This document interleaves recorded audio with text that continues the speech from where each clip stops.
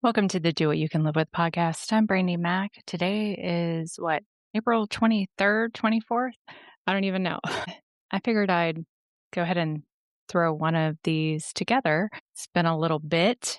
My health is really suffering. I don't think I really talked about this on any of the previous episodes, but for the last 6 to 8 months, overly fatigued, almost like severe depression, and multiple other symptoms. And I just overall didn't really feel like doing anything.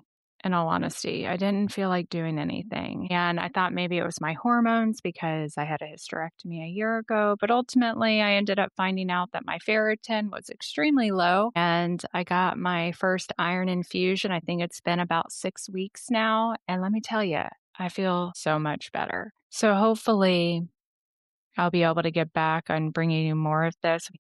But, God, quite a bit of things I've been up to lately. I just got back from Washington State, and that I had planned this trip even when I was feeling bad because I had said 2026 was going to be the year of real human connection for me and stepping out of my comfort zone, because I can't really explain why, but I would say that I've definitely isolated myself. My health probably had a lot to do with it without realizing it. And then social media, I don't know. I used to like going out and hanging out with my old friends, and I just don't do that anymore. And so I'm really trying to connect in person with the speaking engagements, with just getting out there, because I can honestly say I love my online community, but it is very different when you get to hold someone's hand, and cry with them and hear their story and just connect. So that's kind of been my goal. And so I had organized this trip with a small group of ladies. The real Melissa is one who I had on for the podcast. I think that might have been the last episode I did. And Steffi, who I also interviewed, and then Jen, who goes by Diary of a Recovered Advocate. And these ladies I have stayed in contact with in the background, texting. We have like a little text group, and for me, I have to protect my mental health. I've been burned. I've been burned by people in the recovery space. And so I have purposely avoided connecting with people in the recovery space on a deeper level, because for some reason people view me, and it makes me cringe, like almost like a celebrity, a gatekeeper, that they think I have all of these connections, and I don't. Everything I've done on my own. It's been without the assistance of anyone. I've learned how to do all of this, start a podcast, build my website, all of those things. I've done it on my own, and I could sure fucking use the help. Trust me. And so I'm very protective of my mental health and who I allow in my personal space, because there are people out there, as all of us know, that sometimes don't have the best intentions. But what I want to say is that I had booked this trip to Washington with these ladies, and it was amazing. It really was. We went out to Port Angeles. I had found this cabin. My biggest thing was I wanted a fucking hot tub. And these ladies are all on social media. They shared their story, what it's like. Melissa lost her daughter to an overdose, and Steffi, her son, is in recovery. I think she had posted today, 11 months, which is amazing. But she had shared before that and her raw truth. And then Jen is actually in recovery herself, and she has a daughter that is in active addiction, and she's so smart and amazing. And so I am getting to connect with women who understand how mentally unstable you are. And I think you guys know what I mean. How mentally unstable you are through this was pretty amazing. I can honestly say that, because they know, they can relate.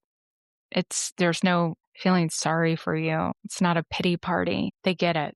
And that matters. I didn't really realize how much it matters, but it does, because when you go through something like this, whether you were impacted by addiction yourself or you are a loved one, it changes you. And I think it can change you for the better, which in my case it has, with growth. or it can change you for the worst. And I think so many people suffer alone in this. And it's a very lonely space to suffer alone. It's not just a normal like disease process where you still have your person. It's like you don't have them mentally there. No, it's chaotic. You're scared of losing them. You're scared of if you can't afford treatment or they don't have insurance or you don't have insurance, what are you going to do? What can you do to help them if they want it? Those are the times we live in because unless you're a lucky family that does have health insurance, maybe a nest egg. I don't know if anybody has that anymore. Then you have more options, but there are so many people that have no options. None. Doesn't seem fair, in my opinion. Being able to be with these ladies, God, there were some belly laughs, let me tell you. Lots. It was really beautiful. And I actually ended up, I asked them if they would be interested if I was able to book a photographer. Would they be interested in chipping in and having a photographer come and kind of capture that moment? And we did just that. I haven't gotten to see pictures yet, but I'm really excited. And boy, did we laugh through that. And let me tell you, we were in the Pacific Northwest. And anybody who knows anything about that, especially on like the Seattle side, Port Angeles, Tacoma, it's cloudy, gloomy, rainy most of the time. Like Florida is always sunny, but out there it's kind of the opposite. And people, more or less love it. But you will get those occasional sunny days, beautiful days. And I couldn't believe it. We had all the days we were there, the sun was out. I just could not. I was telling Melissa, I said, this is not the norm at all because she's from, the Chicago area. And I said, I know how beautiful this is. But it's not the norm. And so it was, gosh, I mean, the weather was absolutely beautiful. And so I'm very glad that I went on that trip and the ladies came and that it went as well as it did because you really never know when you put together different personalities that haven't met each other. Are they the real people online, right? Or is it going to be a shit show, a fucking disaster? Because God forbid you get a bad egg in the bunch, right? It can ruin that entire trip. And then some who maybe follow me on social media saw my video talking about that I don't want to place in the recovery space. And I can say as of now, I really don't. And there's multiple reasons why. And this is just me being real with you guys because just like how some of you may really like look up to me and like me and trust what I say, there are a lot of other people that you may look up to in some of these online groups, right? Like they have the best interest and they're offering you options. But there is a huge responsibility that goes with this community, an ethical responsibility. It's just being a good person and putting others, I feel like, in some ways before yourself. If you're truly wanting to advocate, it's different if you're just out there sharing your story, which in the beginning, it really was kind of about me and looking for a community, but it's not been that way for quite a while now. I've continued to share because I wanted people to know they weren't alone because I know there's not a lot of moms that do share. And it's crazy, like the amount of people that, our story has impacted their lives for the better. And so that is why I've continued on. It's one of the things I knew I wanted to do. Eventually, I'd kind of wanted to take a step back from social media. And that's just because I kind of got what I needed from it. And I figured I have probably talked about almost every subject imaginable on it. And I figured those videos are out there. People can find them when they search a topic. Usually, my video is going to end up coming up. And so did I need to continue to talk? And what I wanted to do, I really wanted to help change the industry for the better, really push to have family programs and treatment centers that provide true guidance. And one of my thoughts was I wanted it to be based off of Do What You Can Live With and my book and what I've learned and what I continue to learn because it's raw truth and it's what I've learned that's evidence-based and then the lived experience side. And so my goal was eventually maybe to try to build a program for treatment centers that could be provided to families because it's a joke what they do provide, most of them, with real guidance that is impactful and realistic and not shaming. But for me to do something like that and to go into those spaces, which anybody who knows me knows that I have a bad taste in my mouth about most of the rehab industry. I'm jaded. I mean, that's the reality of it. I've come around a lot. I do want to believe that there are good places out there, but I am absolutely jaded because I know it can be so much better. But I'm also jaded with the healthcare system as a whole. And I work in that side and I see it and how we're failing people and profit over patient. And it just disgusts me. And then I wanted to believe that there are other advocates out there, other moms who've been harmed. I wanted to believe that they wanted the same thing, for it to be more ethical, for families to feel real support and the system change for the better. Other moms who wanted to not even just make it about the families, but improve it for their loved ones who are going, because we know that family guidance is like non-existent in this, but rehab in itself at a lot of these places, they're not providing good treatment because they want to move them through, put as many people in beds as they can. And they don't care if they cycle in over and over and over again, as long as they're getting paid. And it's not the people doing the hard work, the ones that are making barely over minimum wage, who really want to do good. It's always the hires up. Greed, power, and money, all of it destroys people. It does. And money's nice to have, without a doubt. I wish I had endless money and could travel the world and do exactly what I want. But I'd rather earn my money in an ethical way, knowing that I'm putting good out into the world. And sadly, the ones who really want to do good and provide true benefit and aren't doing profit over patient, they're barely making it or they end up closing. That's how broken it is. So it's a system that I think in some ways it almost forces people into unethical practices. And it's unfortunate. But when I wanted to enter this, you have to connect. That's the problem. You have to network, you have to connect. And I'm a little rough around the edges. I say what I say, and I say it with my full fucking chest, as you know. And I have been told repeatedly that I need to learn to play the game, just like politics, and I needed to tone down how I say things. And I did in some ways. I'll never stop cussing when I post content. But in those spaces, when I was in them and connecting, I would say I did tone down how I speak and my strong opinions about things. I'll still give them, but not with that punch, not with that Brandi Mac punch. And I just kind of felt like I wasn't me. And then seeing the ego, God, the ego of these people, other moms who have been in this space advocating for years, they hate me. They do. I don't know why. I'm not sure if it's because I built a following that they always wanted and they've been doing it for years. But I've always told people, you can do exactly what I'm doing. Just be true to your heart and be transparent and honest and speak truth, regardless of how you look doing so. But I think some of these moms, maybe older, I mean, I've had some, they request me. I didn't know who the fuck these people are. I just want to say this. There are people in the advocacy side, just for like background context in this, people who they want to say, I did this, look at these changes, look at who I know. Yeah, fuck that.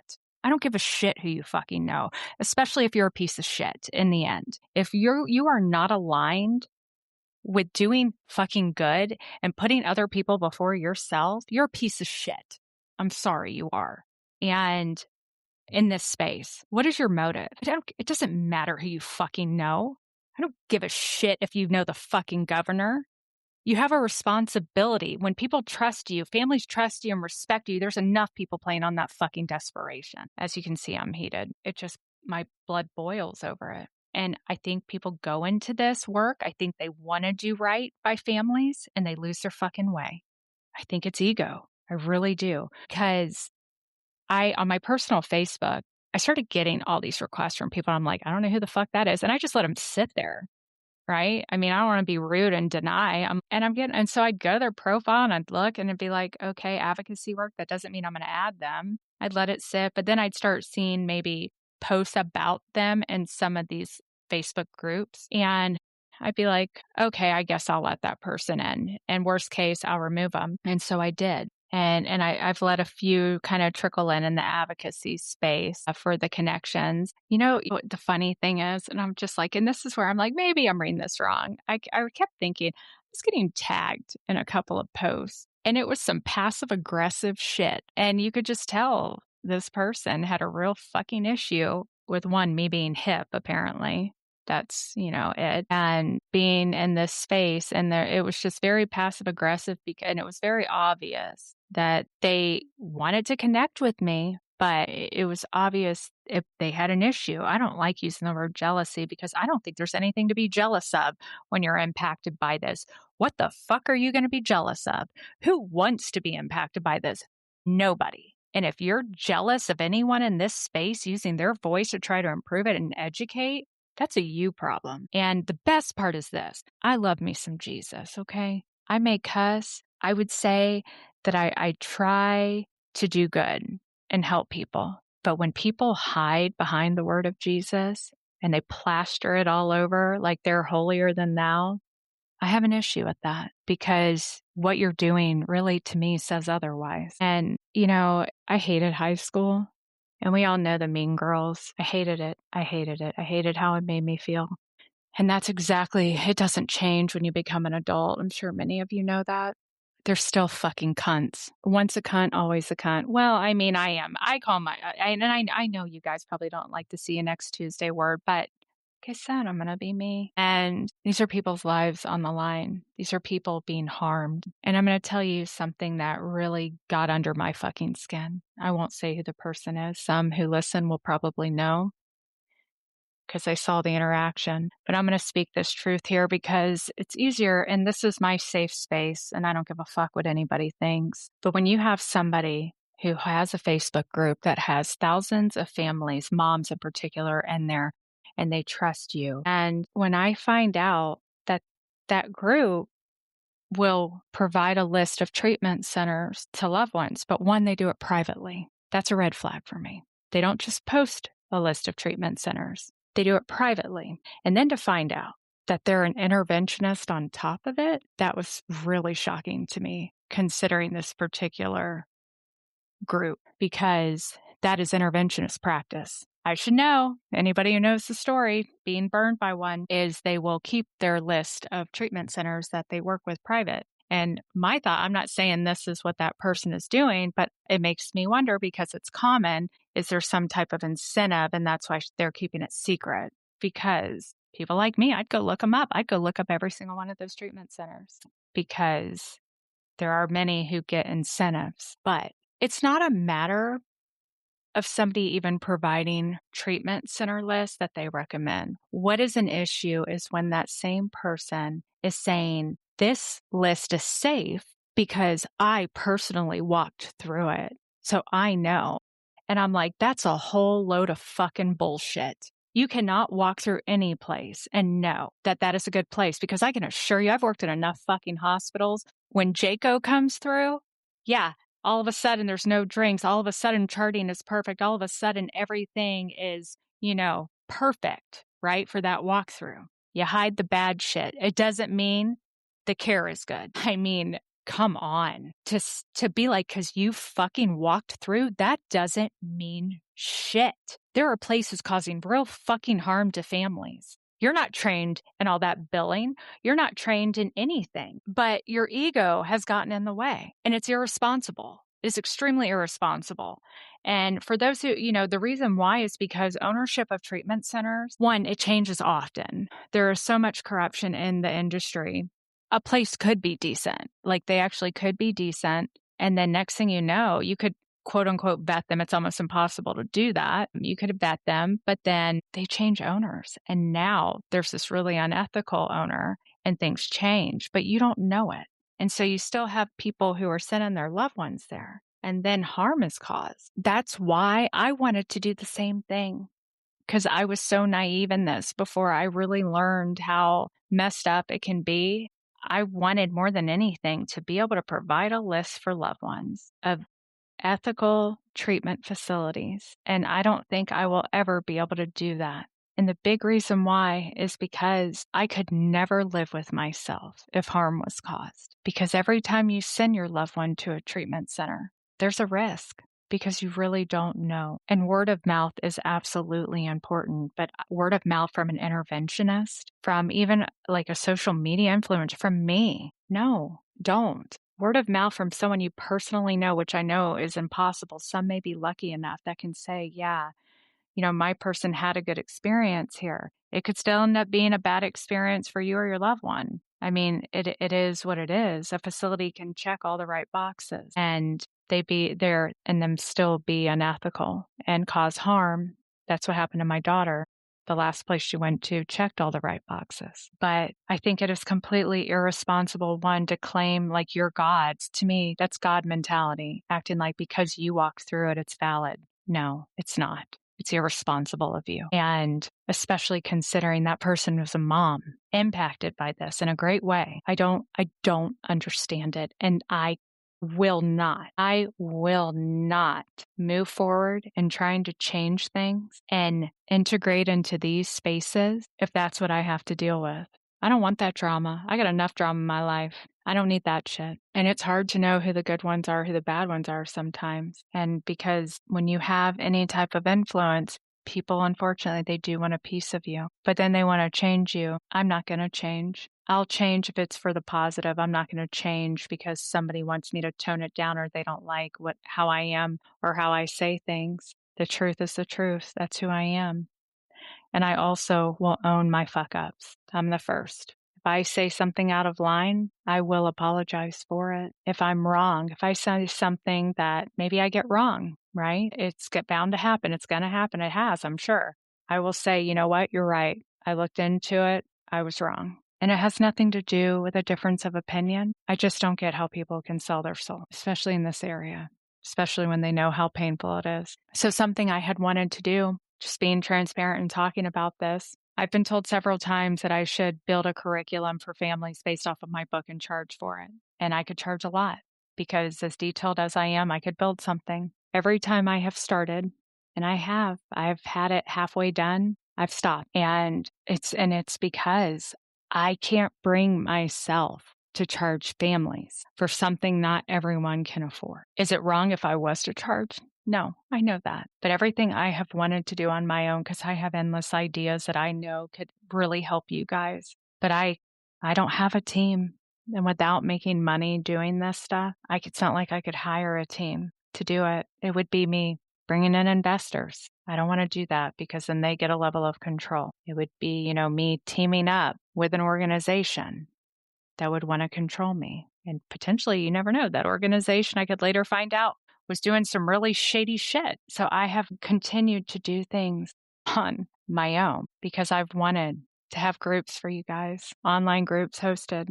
I've had people say, oh, I should do coaching. And I thought about it. I even have liability insurance. I have filed for the trademark for Do What You Can Live With. But I was trying to find a way to be able to match my salary and some that I have in my full-time career. How would it be possible for me to do that so I could focus solely on helping families in this arena? I don't think it'll be possible unless I sold out. I don't want to do coaching one-on-one. I had decided that. I know so many of you ask, and I came close. I really did come close to doing it. I think I would be really good at it.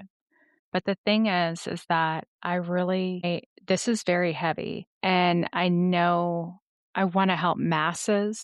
And I worry if I was to do one-on-one, I would be less inclined to go about exploring other things that would help a lot of people at one time. There are plenty of other people who are really good at doing that in their space. That is not my lane. And I recognize that. But I know this is probably not an episode you guys were expecting. But sometimes I just need to get things off my chest and speak my truth. Not every person online is deserving of trust. Remember that. And to people who team up with some of these advocacy people, and because if you scratch their back, they'll scratch yours. It's not worth it. If it doesn't feel right, or you feel like you're giving more than receiving, it's not worth it. You got to find a way to know your value because There are so many great people I have met that do. They wanna do good. They wanna do good work. Good people in these spaces do a lot of this fucking work for free. A lot of the hard work,